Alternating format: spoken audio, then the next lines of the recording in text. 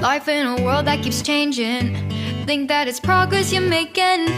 Copy and paste pretty faces all the time.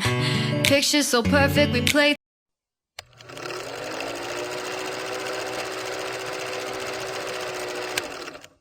Hello wonderful people, welcome back again to this YouTube channel. Good morning, good afternoon, good evening. I greet all of you according to una time.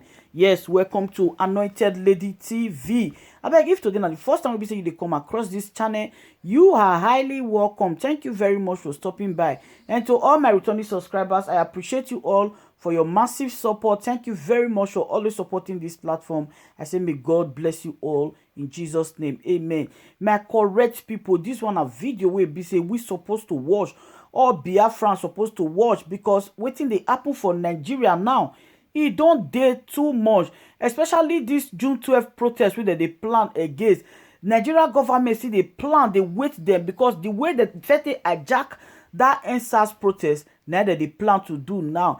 I think una don't know now, say Buhari don't ban the Twitter for Nigeria for now, and before that June 12th protest go come, he don't they plan to also ban all social media network for Nigeria, so that anything wey be say go happen for Nigeria during the protest, they not go fit post them for Facebook. Like seriously, abeg, make una dey stand gidigba, make una know una stand by this time. Make we watch the video together. Make it not be saying on my mouth una for hear everything. Drop your opinion for the comment section. Wetin you think about wetin dey happen for Nigeria. Let's watch the video below. I say bye for now. I speak today as a citizen of 4 nationalities. I am Dr. Patrick Olusanrialike Obuekunie Nandri, a retired medical doctor. I am resident in the United Kingdom. I am, by birth, a native of Agukunri, hence, a citizen of Igbo land, and by extension, a citizen of Biafra land, and the geographical entity known today as the Federal Republic of Nigeria. I am also, by the grace of Her Majesty the Queen, and by the law of the United Kingdom, a British citizen. I have spoken recently in a previous video to my Igbo sisters and brothers about my concern in the insecurity and killings in Igbo land, and by extension in Biafra land and the geographical entity called Nigeria. In that message and plea, I called on the present leadership in Igbo land to meet up with Nnamdi Kanu to stop the calamity that is about to engulf Igbo land in particular, and Biafra land and Nigeria in general.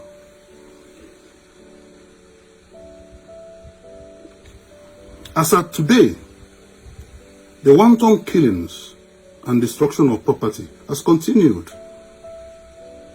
Today, I am speaking as a concerned elder, ready to help in the emergence of a new leadership in Igbo, Biafra land, and Nigeria in general.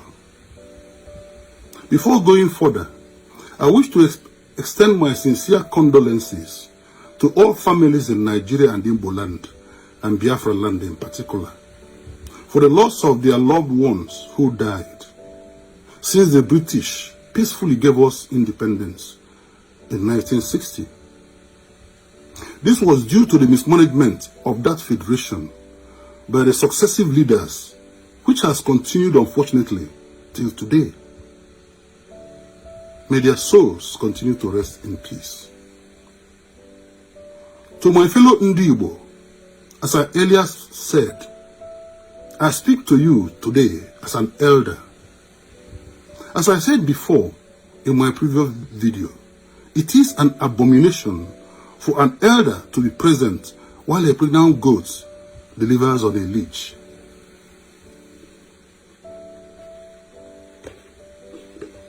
First, let me pay my allegiance to the following people and thank them for their work so far. Chief Nnamdi Kanu, the authentic leader of the people of Biafra land. Professor Anthony Ejiofor Ghana, the President General of World Igbo Congress, who is currently coordinating our political and diplomatic affairs. I urge all Ndi Igbo to give them their support, as freedom and happiness in a secure environment is in sight with this change that is happening now. I also call on the people of Udua land to look unto Chief Ayo Adebanjo, the only elder statesman from that Udua land, among a very few, who has stood and continues to say and insist that the truth must prevail. I have been watching him. Up till today, he is embittered that we don't want to tell the truth and tackle the fundamental problem, causing problem in Nigeria. To my fellow Ndi Igbo and Biafra land and the rest of Nigeria and the whole world, as an elder, I make the following statements. The extrajudicial and terrorist killings, humiliations, and other atrocities committed in Igbo land is completely unacceptable to Ndi Igbo. And as it continues to go on today, we can no longer accept it. I therefore ask the terrorist herdsmen remaining in Igbo land to vacate and leave our land immediately. I also urge the commanders of the armed forces of Nigeria to withdraw their forces who are involved in extrajudicial killings and terrorizing of our people. We do not want war in Igbo land, but we are not afraid of one, as we cannot sit idle and be killed by a bunch of terrorists and undisciplined armed forces. The issue of justice, I hope, for these crimes will be sorted out in due course by normal process of international and local justice system. Ndi Igbo and at home and abroad, especially the youths, have lost totally their confidence and trust to the current so-called leadership, especially the politicians, with the exception of very few in Igbo land. Also, the leadership of Ohanaeze Ndi Igbo have failed woefully. I am not here to apportion blame, but to seek a new way forward in leadership. Yes, some of them have wittingly or unwittingly been bought over by the haram-headed monster I mentioned in my last message. Others may have been cowed down, afraid or timid to talk and provide good and effective leadership. Yes, this speech may come to most of you as a surprise, but I have decided to act the script in my previous message and reassure Ndi Igbo that we still have elders and leaders with conscience who are willing to lead and provide appropriate and bold leadership at this time. At this time, we are at a crossroad. We have spoken a lot of grammar in the social media, held a lot of meetings in Nigeria by many stakeholders, but the killings and insecurity continue because many people do not want to say or hear the truth. The major issue continues to be swept under the carpet. This is now the time to act and stop agonizing. I hope in this very immediate future, a new leadership will emerge, especially to replace the ineffective Ohanaeze Ndi Igbo, and across the entire Biafra land, and hopefully the rest of Nigeria, As inhabitants of this historical territory, we must live in peace, develop and progress as other developed nations. I do hope to join Nnamdi Kanu and Professor Ejiofor as the third foot of the current stool of leadership to stand effectively and stable to oversee this peaceful process instead of war.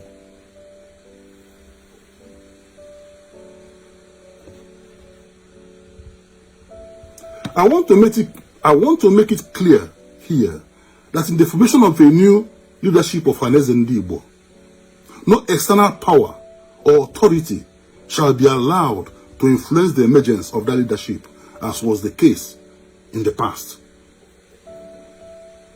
As an elder, I wish to confirm some obvious truths. IPOB is not and will never be a terrorist organization. In the first instance, the so-called government that proscribed it is an illegitimate government. I shall come back to this point later. In fact, that so-called government is a sponsor of terrorism. The Eastern Security Network, ESN, is the only authentic security organization present in Igbo land and recognized by Ndigbo today, who are amazingly comfortable with their defensive role.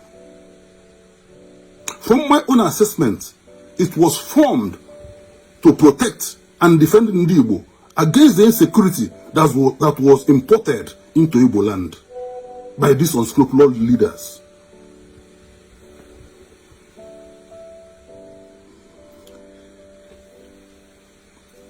This security network is not interested in killing or terrorizing anybody who is not involved in the killing, terrorization, or humiliation of Ndigbo. To my fellow citizens of Biafra land, I wish to urge you to accept fully and support Nnamdi Kanu to help us usher in a new dispensation of governance across Biafra land and the rest of the territory called Nigeria. I can today assure you that this new dispensation shall be based on hope, not fear, true democracy, rule of law, and meritocracy.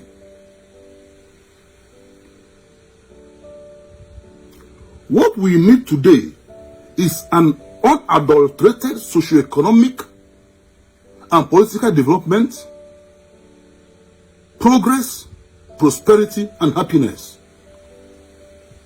We should not be diverted from this goal by the selfish and insensitive politicians under the direction of the hydra-headed monster I mentioned in my previous message.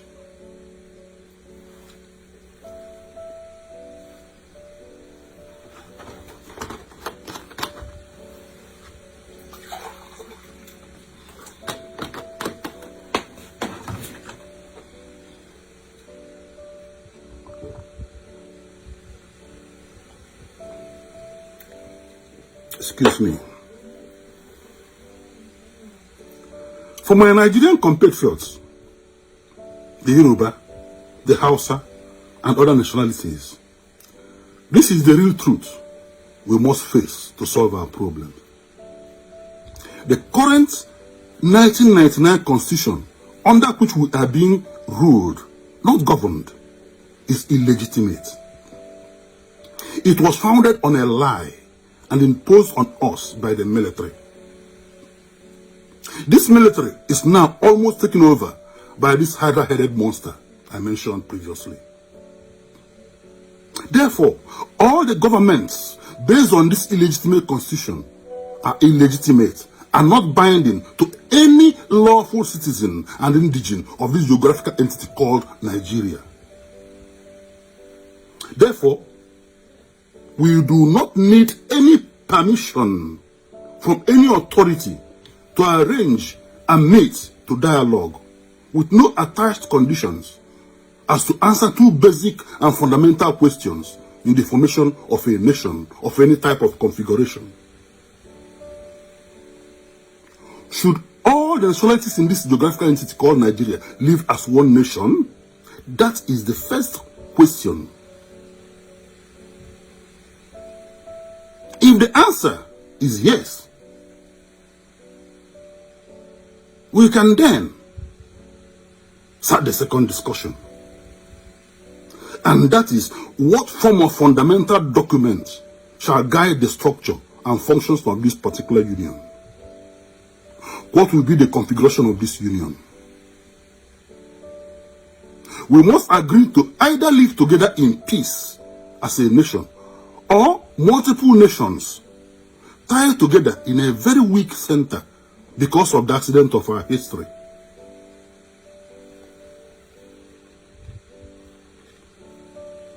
In the interim, while this deliberation is going on, I will ask that we immediately diffuse tensions across the entire territory by implementing the security section of the Aburi Accord of 1967. This calls for the establishment of independent regional commands of all the armed forces, including the police, made up of all indigenous personnel of such forces, and under the command of the new regional leadership that will emerge from the people, which is already obvious in the case of Biafra.